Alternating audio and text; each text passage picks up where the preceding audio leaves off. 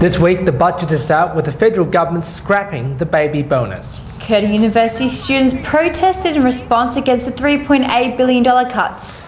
Also, the pro-government, anti-government supporters clash outside the district court. This is the evening news with Ivan Leung and Danielle Staniskov. Good evening. Treasurer Wayne Swan has announced the Australian federal budget for 2013 to 2014. The budget was mixed with praise from the unions and economists, while the Greens criticised the budget for the university cuts. Many families were also shocked with the scrapping of the baby bonus. Here's Christian Dwyer with a summary. The federal budget will not be a happy one for families, with over $5 billion raided by the Labor government as they look to save $43 billion over the next 4 years. In particular, half of that $5 billion will come from harvesting the family-based payments, including the recently instated family tax benefit.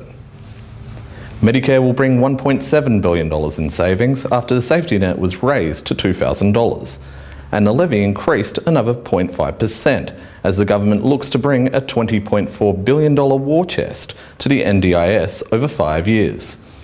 The biggest cut, however, will be the abolition of the baby bonus, replaced by extra concessions under the family tax benefit, delivering $900 million over the next 4 years. This will come in after 9.5 months. The Coalition Shadow Treasurer Joe Hockey has criticised the government, however, saying that it had breached the $300 billion debt ceiling and that the government had not a credible pathway back to surplus. He also described the party's budget management as being in complete chaos. That's all for me on the budget for now. Back to you, Ivan and Danny. Thanks, Chris. Back to Perth news. Hundreds of Curtin University students rallied against the $3.8 billion university funding cuts from the federal government. The Guild said the students will not put up with the declining standards of education. Hundreds of Curtin University students rallied in their campus against the $3.8 billion funding cut from the federal government. The protest was held one day before the announcement of the federal budget. They fear that the quality of education and the burden of students will further increase if the cut goes ahead.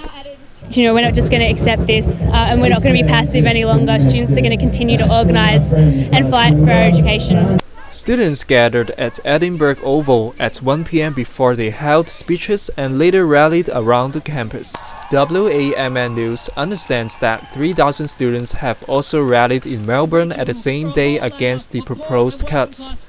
Perry Mack, WAMN News. To other stories, well, it's a triumphant day for every author when their book is completed and ready for distribution.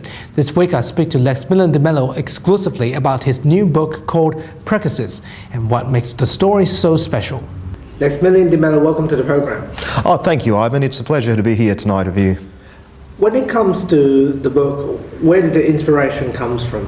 Well, my book, Precursors, was inspired by real-life events. Everything you see there, everything you read about it, is all non-fictional.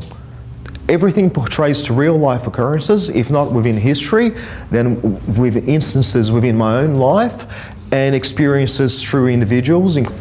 Is that something to do with enlightenment or actually a reflection of a real world today? It's a reflection on the sheer nature of human folly. Because from my personal experiences, or what I accrued through life, my accrued wisdom and law, I was placed in a variety of different scenarios. It is a personal book. Those people who read your book, what did they say about it? Well, one individual specifically, he's a friend residing in Korea. His perspective in life changed. He became less materialistic. He saw the beauty of life for what it was. He moved into a smaller apartment because he saw that as a home instead of a big empty castle. And his photos, that he's shown me regular photos, his expression has changed. He's always got a smile on his face all of the time. Of course, you have to read the hidden meaning embedded within the poetry within to really captivate the feel of the book. Finally, when's this book available and how do you get it? Well, this book is available now. It is available from every major e-vendor out there online. It is available through my author website, bookbooster.com, newage.html. It is available through Amazon, Lulu, and a variety of other sources. Lexmilian De Mello, thanks for your time. Thank you. Palestinians have held a rally in Perth CBD on Friday protesting against Israeli occupation of their homeland in the Middle East. The Gaza region was also the focus of the demonstration. Queenie Lee has more. Approximately 50 Palestinians and human rights activists took to the street on Friday, accusing Israel of ethnic cleansing. The purpose of this rally is to commemorate the 65th anniversary of an event that is called Al-Nakba, which is the Arabic word for the catastrophe. Essentially, terrorist Israeli militias went through and drove Palestinians off the land. Protesters claim that 750,000 Palestinians become homeless, saying that it's a major human rights issue in the world today. They marched in the Perth city street in an attempt to raise the awareness of the problem. They also called on Australians to boycott Israeli companies and urged Australian politicians to act. Queenie Lee, WAMN News. Back to Hong Kong now. There were scenes of chaos outside the district court after two radical pro and anti-government protesters clashed with each other. Both groups gathered during People Power legislator Albert Chan and Raymond Wong's hearing in the court. It's alleged that they held an illegal rally on July 1st last year in the city. Both legislators will be sentenced next week. The Legislative Council Chairman Tsang Yok Sing has ended the 3-week filibuster held by the legislators from the League of Social Democrats and the People Power Party.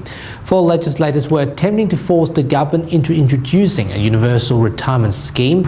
The Secretary for Food and Health has previously urged legislators to approve the budget to ensure the government can operate normally.